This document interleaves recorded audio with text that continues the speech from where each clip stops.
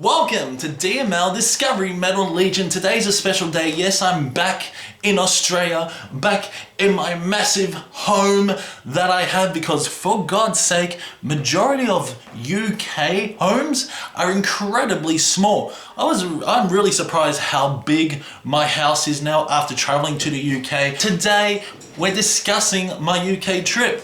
What I liked about it, what I didn't like about it, the cons and pros, and would I recommend you traveling to the UK? The main reason why I was going to travel to the UK this year was because of Quest for Metal. He's like one of my best mates, and I thought, you know what? I think it's time to finally meet up. Him and I got great chemistry. We just clicked straight away. I'll tell you more about that. But believe it or not, I booked this trip in 2020, and finally, after 2 years, nearly 3 years, I finally got to go to England. Always wanted to go to England, always wanted to explore the UK, and finally I did. And one thing I realized, that UK is incredibly big. A lot of people say that it's like UK is the size of Victoria. That's bullshit, because my state is pretty big and it is one of the smallest states in Australia. But no way is Victoria as big as the UK, because the UK is fucking massive. I should know because I drove right around it. I couldn't even explore half of the stuff because there was just so much to explore. I stayed there for about 28 days, nearly a month, and boy, I learned something. And one thing was, it's a cheap place. Not talking about cheap like it's cheap and shit. I'm talking about that a majority of the products are cheap. Apart from petrol. Like, petrol is incredibly dear. It's like $4 a litre Australian money, which is insane. I think it was £1.60, £1.70 or something. And that's very dear. Today I'm going to discuss to you about my UK trip. So, day one, got to the airport. And you know what, my airline decided to change my flight, which really stuffed up everything. Because the next day, I was also going to Bloodstock. Now, I was talking to Quest for Metal. He was pretty upset as well. My flight was going to be delayed. I went to the service desk and I said, this is ridiculous, you know. It's absolutely ridiculous. Why are you delaying my flight? I have to go to Perth, then go to Perth to London on this Dreamliner, and you're saying my flight's been cancelled. So they frantically, and I do appreciate the Qantas staff for doing this. They frantically changed my flight, and I got on the plane to Sydney.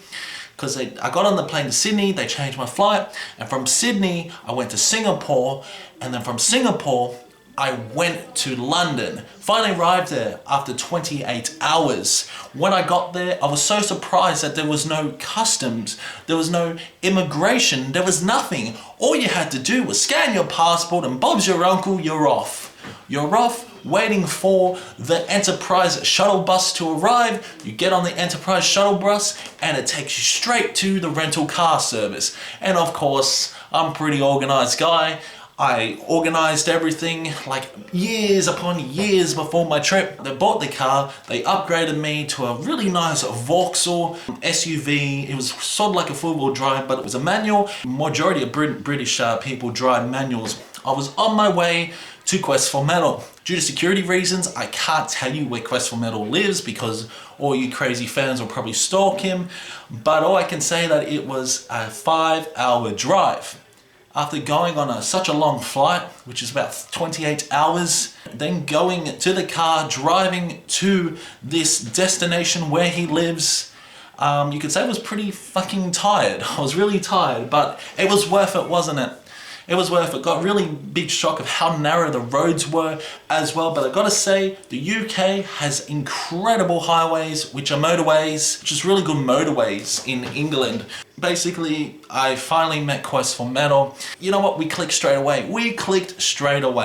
Which was amazing, you know. Like, I was pretty nervous whether we were gonna be good friends in person or not. We clicked straight away, and it was like he was my bestie. So anyway, got to meet his family and everything like that, and it was pretty good. The next day, well, we drove to Bloodstock Festival. Now, He did a review on Bloodstock. I'm not going to mention about Bloodstock on this review, but it was fantastic. It was a good 4.5 hour drive. We were with his friend as well, Switch, he likes to be called, especially on videos. So Switch, Requesty, and we went to Bloodstock. It was fantastic. I gotta say, it was hot. Of course, I come during one of the most hottest periods in Britain's history. Temperatures were mid-30s, high 30s. It was incredibly hot. It was incredibly humid. My God, I was feeling the heat. Dare I say, Bloodstock was the hottest festival I've ever been to. It was hot, searing hot. We were dying. So 4 days we were there. It was fantastic. We saw great bands like Merciful Fate, Behemoth. We also saw Bloody Wood. We saw Venom Inc. We just saw so many other bands. We probably saw the most sadistic and evil band live, which was Balfour, which was fantastic. We didn't see Lamb of God because we were absolutely knackered and we wanted to go home. And of course, it was a pretty long drive back home. I'm not going to tell you where he lives because that's just suicide. We chilled for a few days. It was pretty good. It was like basically, you know, just getting to know the England life, getting to know everything. We also drank. It was pretty fun. A few days later, we went to ArcTanGent, which was another 5-day festival. It was in Bristol, so it was a pretty short drive, around about 2.5 hours, but it's pretty good. Someone else drove for me, and boy, I got car sick. I got really bad car sick. It seems like if you put me into the driver's seat, I'm fine. I can drive for hours upon hours. You see, if you put me in the back seat, I vomit all over the place. But ArcTanGent was good. I mean, absolutely slammed ArcTanGent on review, but I enjoyed it. I honestly couldn't believe I finally met Questy. We saw some great bands like Tesseract. We saw Opeth finally, Rivers of Nile, Alcest. They were amazing. So ArcTanGent was really good. Living with Questy, 4 days in the tent was interesting. I mean, he's the most disgusting human being out there. We didn't have a shower for 5 days. We mainly used wipes. Regardless, we traveled back to his place again, chilled for a few days, and it was time for me to go my own way, where Questy had to go back to work for 4 days, but I was coming back. I decided to go down to Cornwall, explore the Project Eden. The Project Eden was fantastic. Basically, it's rainforest within a biome, and the further up you go, and it goes through different regions within the biome, the further up you go, the hotter it gets. And my God, I got to the top and it was like 30 degrees, 90% humidity. Hot, hot, hot. Yeah, so it was pouring down rain. The cool change had finally come after the hot weather, but it was still pretty humid. I finally got to explore Plymouth. Plymouth, amazing place.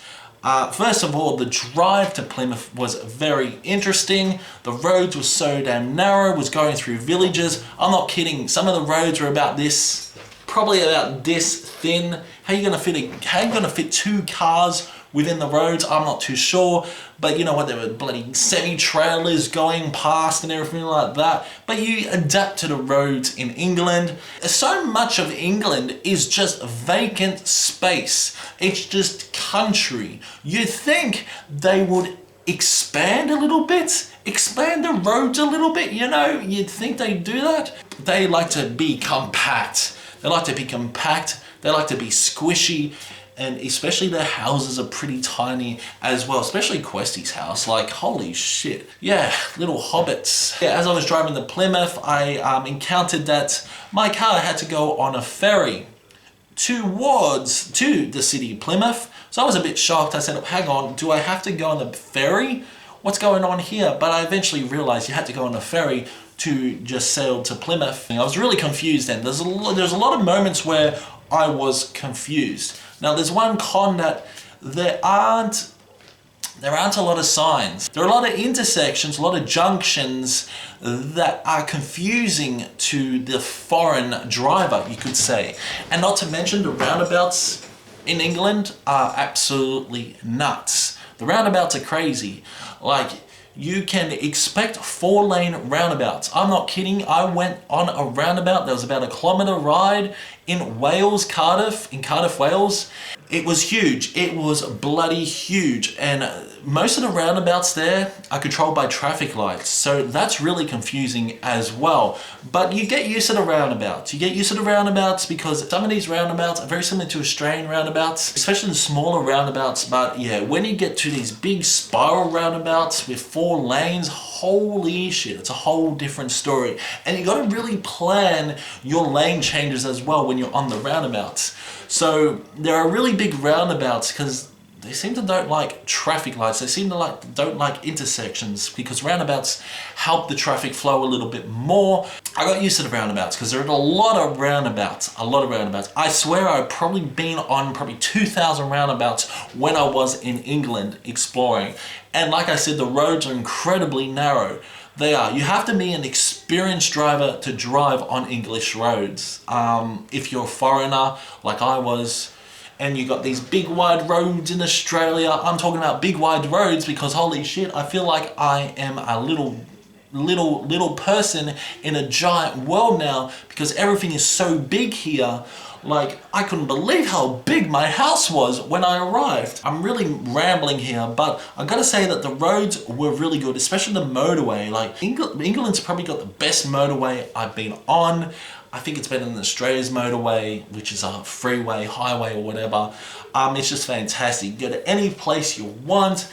But when you get to those narrow roads, they can get so narrow. And I'm talking about incredibly narrow. There's some roads that I couldn't even drive on. I had to get another person to drive for me because some of these roads were so narrow. You can get lost very easily. Like, the GPS can at times get quite confused. Regardless, it was a really fun adventure. Exploring Plymouth. Plymouth is a great place. It really is. It's a beautiful city. What I did notice is that UK is very clean. It is a clean country. Like, there's hardly any rubbish around. I did not see one bit of rubbish, and there's hardly any bins around.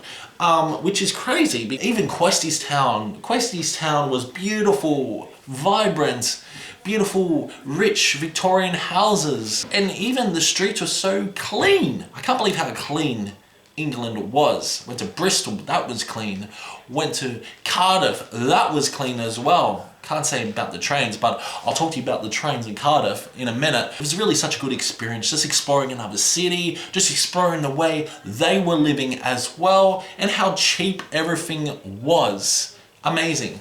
Explored the aquarium in Plymouth, which was okay. Like, I feel that the Melbourne aquarium is so much bigger, so much better. Apparently the aquarium in Plymouth is the biggest aquarium in the UK. Okay, well, it wasn't that great. I feel like the one down in Melbourne is so much bigger and better. You can literally walk underneath the ocean and you can see all the sharks and fish. Oh, it's just amazing. It's a great experience. If you ever wander to Melbourne, Australia, go check out the aquarium because it's fucking fantastic. Finally, I actually went to the town Torquay. Good little drive down to Torquay. Torquay, a beautiful place. Went to the museum there. I stayed overnight. It was fantastic. And then I went to a model village, which was amazing. If you like miniature stuff, if you like miniature houses, you're gonna fucking well love this. It's such a cool village, miniature. I didn't get to see the Stonehenge, but hey, I got a picture of the Stonehenge. I got a picture of a miniature Stonehenge. It's nearly as good as the original, I suppose. Another con is probably the parking. If you're driving, don't expect to get good parking unless you go into a parking bay, which is about £9 a day if you want to stay over. If you want to stay over 24 hours, like £9 or something like that. Especially in the seaside resorts and towns like Torquay and even Plymouth. Although in Plymouth, I got some really cheap parking, like £3.20, which was crazy. The parking there can be a little bit of trouble, but of course, there's always parking bays, parking precincts if you want to park your car and pay for it. So yeah, you can do that. But yeah, there's a lot of issues with parking. Going around trip, went back to Questie's house. And the next few days we went to Alton Towers, which is near Chester and which is near Manchester, I think. really long drive, close to 5 hours, and we had a hell of a great time in Alton Towers. It's a great theme park, so many roller coasters. I was scared for my life, but holy shit, what a fantastic time it was. We stayed overnight in a different town. I think it was Newcastle. It was a different Newcastle in England. But yeah, that was cool.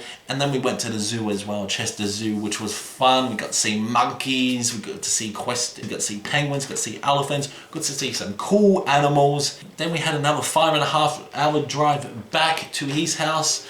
So there was a lot of driving, And then finally we said goodbye, which was a pretty sad moment because I probably won't see him for another 2 years unless he comes down next year, which I don't know. It depends on his financial situation and everything, but we'll see if he wants to come down next year, and we'll do some collabs. We also did a lot of videos. We did a lot of videos which were fun. A lot of people were complaining why we are filming so much. This was our first time collabing in person, and holy shit, we wanted to make the most of it. Majority of my holidays, I was basically acting like I was living there. I was basically acting like I was a citizen of the UK because I was just chilling with Questy, and it was pretty cool just to hang out with him and have a few beers. And boy, we did drink a lot. We drank a lot. We got drunk. It was fun. Went to eat a lot of food. Holy shit, I think I got so fat when I was with him. Such a good time. We quest for metal. I still don't know his real name. Really great adventure. So finally we parted ways, which was pretty sad, you know. We were pretty sad to leave each other. And I was on my way to, well, I was going to see Clash at the Castle, a wrestling event in Cardiff. As you may not know, I'm a pretty big wrestling fan. So I was so excited to go and see Clash at the Castle. Ordered my tickets as well. And holy shit, I got some amazing seats, 15 meters away from the ring, and it was an amazing night. So my trip to Wales was interesting. Loved the place. I first drove to Swansea, which was great. I didn't realize it was another country, silly DML, but now I know it was a different country because it was different. It was like a different language, especially the signs had different languages, the signatures and everything like that. Went to Swansea, had an amazing apartment for one night. It was incredible. I loved it. Seriously, I could live there. One day, maybe I will go to England and just live there because I feel that the UK is better, is more vibrant than Australia. That's right. People are more friendly there.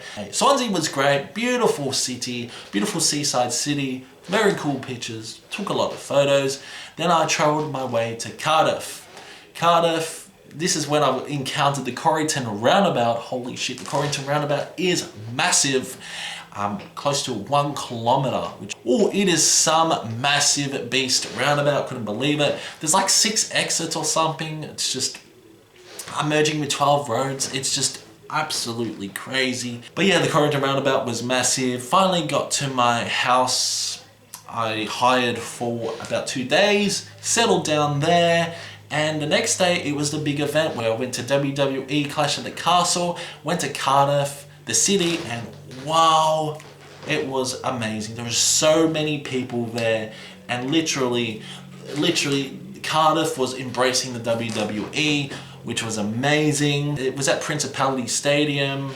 Amazing time, amazing atmosphere. There was like 60,000 plus people there. It was incredible. Met some people, had a laugh, had some beers. It was fun. Had one guy pour beer all over me by accident. He was so drunk and he got ejected out of the building. It was a great event. I'm not too sure whether you guys like wrestling or not, but I've enjoyed wrestling probably since I was 6 years old. I've never grown out of it, and I've always watched it.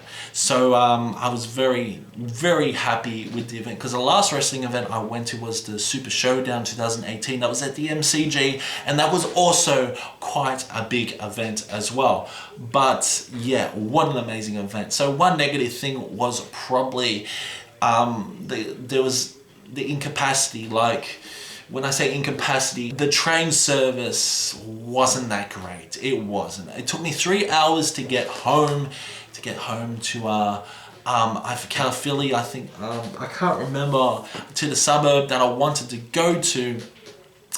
It's crazy. There was a huge line. I'm talking a massive line.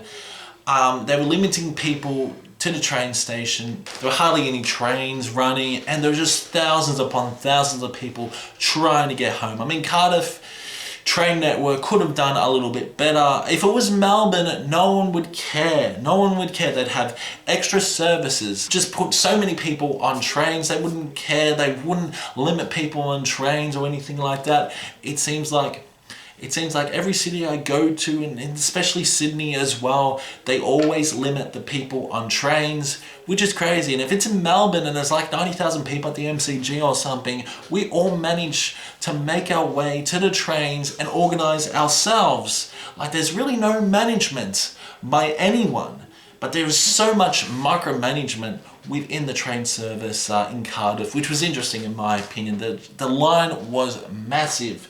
It was huge. I'm talking up to probably 500, 600 meters. Everyone trying to get home. Finally, I got home. Like, the event finished at 9:30. I didn't get home until like 1 o'clock. The next day, it was time to pack. It was time to leave. It was time to leave the UK. Well, I eventually drove to Heathrow from Cardiff, which is about 2.5 hours. Pretty cool drive as well. Sent my rental car back. You know what? They refunded me £200 because how good my car was. Additionally, the car was. So that was amazing. Can't wait to get that like $400 back. Finally got to the Heathrow airport. Like, there was no Qantas service until like 5 o'clock in Heathrow, which was crazy. Like, you can't just check in your bag like 3 hours before. It's got to be like an hour before your flight. Yeah, it was a pretty cool flight from London to Singapore, but that's when things started to get a little bit haywire. Said it was about a 2-hour wait towards a connecting flight. Turned out to be 8 hours, so I was stuck there for 8 hours. So thank God I had my laptop. Thank God there was so much to do there. There's like a huge shopping center, the Singapore airport. I would recommend you go check it out because it is fantastic. It's just got everything. And so does Heathrow. Heathrow International Airport. It's got massive shopping, like a shopping center. It's fucking huge. It was an interesting flight back home. Their excuse was their staff had to rest and everything like that. Okay, that's fine. 8 hours, back on the plane, traveling back to Sydney, Australia. Get off in Sydney, make my way to customs. Was so scared because I checked in my bag as well. After 40 minutes, waited for my bag to come. Finally, I got it. Finally, I embraced it. And then had a bit of trouble with customs. Apparently, there was a bit of soil in my wellies, which is like gumboots here. And you're not allowed to have soil in your gumboots apparently because it's from a foreign country, even England. And so I got a little bit of a warning there. So my flight was 40 minutes until it departed into Sydney Airport going to Melbourne. They were great. The Qantas staff were great. They were great. They pushed me in front of the queue, processed the security, checked in my bag, went on the bus to travel to the domestic terminal, got on the plane finally, and was on my way to Melbourne. And yeah, saw beautiful snowy fields across Victoria. It's very cold here at the moment still, incredibly cold. I'm looking at the temperature now, it's about 6 degrees. 6 degrees still, and there's some more rain forecast. But yeah, rambling on, that was my story of the UK trip. Fantastic trip it was. Finally got to meet Quest for Metal. And yeah, he become one of my best mates now. So finally got to do it. Finally got to see England. Saw some amazing stuff like castles. Forgot to mention I saw castles. The scenery is amazing. There's just so much. So the cons for England is the roads are incredibly narrow. The roads can be confusing at times. You've got massive roundabouts that could confuse a foreign driver. Pros is that it's pretty cheap. Like if you're living in Australia, you want to go to England, you'll find out that it's quite cheap. Like literally they sell everything. They sell even alcohol in service stations. They sell alcohol next to cereal, which is crazy, absolutely crazy. because in Australia they have a separate alcohol section supermarket, which is all alcohol and everything like that. Like, it's not part of the supermarket, it's in a different section. So that was crazy to me. People were friendly there. There's just so many festivals as well. Great alcohol, great food. I probably had the best roast, best fish and chips ever. I tell you what, it was a great experience. I loved it. Let me know in the comments below whether you want to go to England or not. And also more content coming your way. But I want to make this video to tell you that it was a fucking fantastic time in the United Kingdom. So yeah, more videos coming your way, and I will see you in the next one.